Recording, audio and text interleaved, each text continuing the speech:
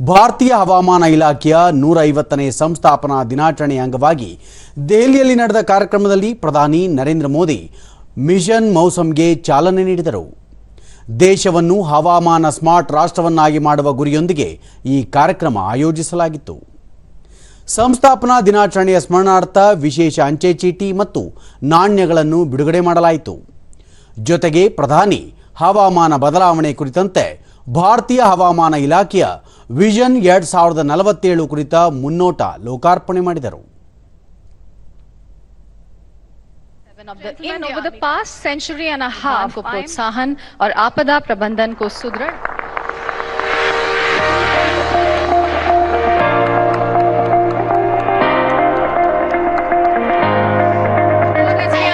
this visual narrative of India is a land of diverse weather and climate where each region radio सज्जनों भारत के भारत में ಬಳಿಕ ಪ್ರಧಾನಿ ವೈಜ್ಞಾನಿಕ ಕ್ಷೇತ್ರದಲ್ಲಿನ ಸಂಶೋಧನೆ ಯಾವುದೇ ದೇಶಕ್ಕೆ ಹೊಸ ದಿಕ್ಸೂಚಿ ನೀಡುತ್ತದೆ. ಈ ಹಿನ್ನೆಲೆಯಲ್ಲಿ ಕಳೆದ 10 ವರ್ಷಗಳಲ್ಲಿ ಹವಾಮಾನ ಇಲಾಖೆಯ ಪ್ರಗತಿಗಾಗಿ ಹಲವು ಯೋಜನೆಗಳನ್ನು ರೂಪಿಸಲಾಗಿದೆ. ಇದರಿಂದಾಗಿ ಭಾರತದ ಹವಾಮಾನ ಇಲಾಖೆಯಲ್ಲಿ ಕ್ರಾಂತಿಕಾರಕ ಬದಲಾವಣೆಗಳಾಗಿವೆ ಎಂದರು. ಹಿಂದಿನ 10 ದಿನಗಳು ಹಾಗೂ ಮುಂದಿನ 10 ದಿನಗಳ ಹವಾಮಾನ ಮಾಹಿತಿ ಪಡೆದುಕೊಳ್ಳಲು ಸಹಕಾರಿಯಾಗುವಂತೆ ಕಾರ್ಯಯೋಜನೆ ರೂಪಿಸಲಾಗಿದೆ. ಎಲ್ಲ ಭಾಷಿಕರು ತಮ್ಮದೇ ಭಾಷೆಗಳಲ್ಲಿ ಹವಾಮಾನದ ಬಗ್ಗೆ ಮುನ್ಸೂಚನೆ ಪಡೆಯಲು ನೆರವಾಗಲು ಮೇಘದೂತ್ ಮೊಬೈಲ್ ಆ್ಯಪ್ ಆರಂಭಿಸಲಾಗಿದೆ ಎಂದರು. 2014ಕ್ಕಿಂತ ಮುಂಚಿತವಾಗಿ ದೇಶದಲ್ಲಿ 10%ಕ್ಕಿಂತಲೂ ಕಡಿಮೆ ಕೃಷಿಕರು ಹವಾಮಾನ ಮುನ್ಸೂಚನೆಯನ್ನು ಪಡೆದುಕೊಳ್ಳಲು ಶಕ್ತರಾಗಿದ್ದರು. ಆದರೆ ಇಂದು 50%ಕ್ಕೂ ಅಧಿಕ ಕೃಷಿಕರು ಸುಲಭವಾಗಿ ಇದರ ಪ್ರಯೋಜನ ಪಡೆದುಕೊಳ್ಳುತ್ತಿದ್ದಾರೆ. ಮಳೆ, ಗುಡುಗು, ಸಿಡಿಲುಗಳಂತಹ ಹವಾಮಾನ ವೈಪರೀತ್ಯಗಳ ಬಗ್ಗೆ ಮಾಹಿತಿ ಪಡೆದುಕೊಳ್ಳಲು ಸಾಧ್ಯವಾಗಿದೆ ಎಂದರು. 10 ವರ್ಷಗಳ ಹಿಂದೆ ಮೀನುಗಾರರು ಮೀನು ಹಿಡಿಯಲು ಸಮುದ್ರಕ್ಕೆ ಇಳಿದರೆ ಕುಟುಂಬಸ್ಥರು ಆತಂಕ ಪಡುವ ಸ್ಥಿತಿ ಇತ್ತು. ಆದರೆ ಇಂದು ಮೀನುಗಾರರು ನಿಶ್ಚಿಂತೆಯಾಗಿ ಸಮುದ್ರಕ್ಕೆ ಇಳಿಯಲು ಅವರಿಗೆ ಹವಾಮಾನದ ಮುನ್ಸೂಚನೆ ನೀಡಲಾಗುತ್ತಿದೆ ಎಂದು ಪ್ರಧಾನಿ ಹೇಳಿದರು. ಪ್ರಾಕೃತಿಕ ವಿಪತ್ತು ಕಡಿಮೆ ಮಾಡುವ ನಿಟ್ಟಿನಲ್ಲಿ ಭಾರತ ಸರ್ಕಾರ ಎಲ್ಲ ರೀತಿಯ ಕ್ರಮಗಳನ್ನು ತೆಗೆದುಕೊಂಡಿದೆ. ಎಲ್ಲ ರೀತಿಯ ಹವಾಮಾನ ಸಮಸ್ಯೆಗಳನ್ನು ಎದುರಿಸಲು ಹವಾಮಾನ ಇಲಾಖೆ ಸನ್ನದ್ಧವಾಗಿದೆ.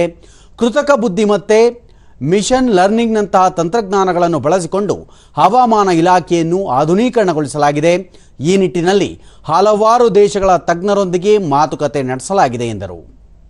ಕಳೆದ ಕೆಲವು ವರ್ಷಗಳಲ್ಲಿ ನಡೆದ ಭೀಕರ ಪ್ರಾಕೃತಿಕ ವಿಕೋಪಗಳನ್ನು ಉದಾಹರಿಸಿದ ಪ್ರಧಾನಿ ಜನರ ಪ್ರಾಣಕ್ಕೆ ಹಾನಿಯಾಗದಂತೆ ಹೇಗೆ ಕ್ರಮ ತೆಗೆದುಕೊಳ್ಳಲಾಯಿತು ಎಂದು ವಿವರಿಸಿದರು. आईएमडी के सहयोग से मछुआरों को भी समय रहते चेतावनी मिल जाती है. इन रियल टाइम अपडेट से लोगों की सुरक्षा भी हो रही है, साथ ही एग्रीकल्चर और ब्लू इकोनॉमी जैसे सेक्टर्स को ताकत भी मिल रही है.